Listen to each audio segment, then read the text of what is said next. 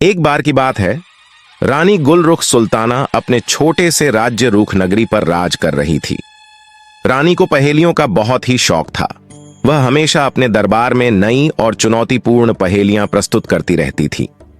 फिर एक अंधकारमयी रात में, जब चांद अपने चरम पर था और तारे आकाश में चमक रहे थे, रानी गुलरुख सुल्ताना के राज्य में एक अजीब और भयानक घोषणा हुई। एक दुष्ट जादूगर, जिसकी आंखें जलती हुई आग की तरह थीं और जिसकी आवाज एक सांप की फुफकार की तरह थी, ने राज्य के मध्य में खड़े होकर एक भयानक घोषणा की। रानी गुलरुख सुल्ताना के राज्य में अब एक नई शक्ति हावी होगी। मेरी जादुई शक्तियों के सामने रानी की शक्ति कमजोर होगी। मैं इस राज्य को अपने नियंत्रण में ले लूंगा और रानी को अपनी बंदी बना लूंगा। जादूगर की घोषणा सुनकर राज्य के लोगों में भय और घबराहट फैल गई। रानी गुलरुख सुल्ताना को इस खतरे का सामना करना था, लेकिन क्या वह इस दुष्ट जादूगर की शक्ति का सामना कर पाएगी? जादूगर ने अपनी आंखें जलाकर और अपनी आवाज में एक खतरनाक लहजा लाकर कहा, सुनो राज्य के लोगों, मैं तुम्हें एक चुनौती देता हूं। मेरी पहेली का उत्तर देने वाले को मैं एक अनमोल खजाना दूंगा, जिसमें सोने, हीरे और मोती जैसे अमूल्य रत्न भरे होंगे। लेकिन अगर तुम में से कोई भी मेरी पहेली का उत्तर नहीं दे पाएगा, तो मैं रानी गुलरुख सुल्ताना को अपनी दासी बना लूंगा। वह मेरी आज्ञा का पालन करेगी और मेरे ही इशारों पर नाचा करेगी। जादूगर के चेहरे पर एक चिल्लाहट भरी मुस्कुराहट खिल गई और उसकी ठंडी, डरावनी हंसी हवा में गूंज उठी, जैसे कि वह अपनी जीत की भविष्यवाणी कर रहा था। और उसने कहा, मेरी पहेली यह है, मैं सदा चलती हूं लेकिन कभी भी आगे नहीं बढ़ती। मैं सदा रहती हूं लेकिन कभी भी जीती नहीं। मैं क्या हूं? राज्य के लोगों की आंखें जादूगर की पहेली सुनकर फटी की फटी रह गईं और उनके दिमाग ने तेजी से घूमना शुरू किया।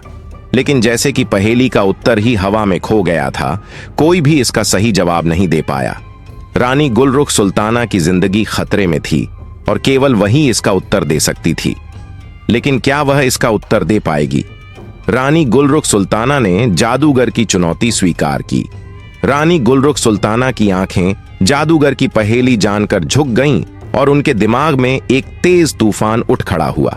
थोड़ा सोचते हुए उनके चेहरे पर एक गहरी सोच की रेखाएं उभर आईं, जैसे कि वह समय और समाधान के बीच एक अनदेखी लड़ाई लड़ रही थीं।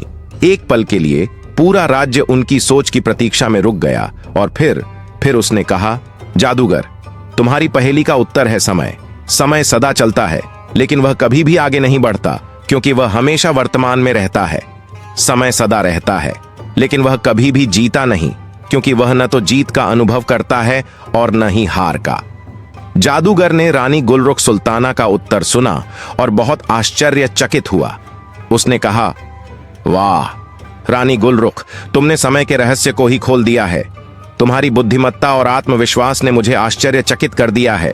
किंतु तुम ये मत समझना रानी गुलरुख सुल्ताना, तू इस उत्तर से बच नहीं सकती। मैं तुझे अपनी दासी बनाकर ही दम लूंगा और तुझे मेरी आज्ञा का पालन करना ही होगा। तू मेरी शक्ति के सामने बेबस होगी। जादूगर की आंखें जल उठीं और उसकी आवाज में एक खतरनाक लहजा आया।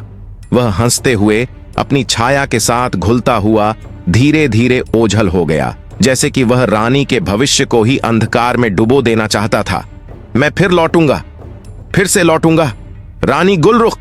जादूगर की आवाज हवा में गूंथ गई, जैसे कि वह रानी को एक खतरनाक चेतावनी दे रहा था, और फिर वह गायब हो गया, छोड़कर रानी को अपने भविष्य के बारे में सोचने के लिए। एक खतरनाक सवाल छोड़कर जादूगर की कहानी यहीं नहीं रुकती। क्या जादूगर वापस आएगा और रानी गुलरुख सुल्ताना को अपनी दासी बनाने की धमकी पूरी करेगा? क्या रानी गुलरुख सुल्ताना अपनी बुद्धिमत्ता और साहस से जादूगर के कहर से बच सकेगी? जानने के लिए अगले वीडियो का इंतजार करें और हमें बताएं आपको क्या लगता है, क्या रानी बच सकेगी जादूगर के कहर से? वीडियो को लाइक करें, शेयर करें और देव भक्ति की शक्ति चैनल को सब्सक्राइब करें, ताकि आप अगली कहानी का हिस्सा बन सकें।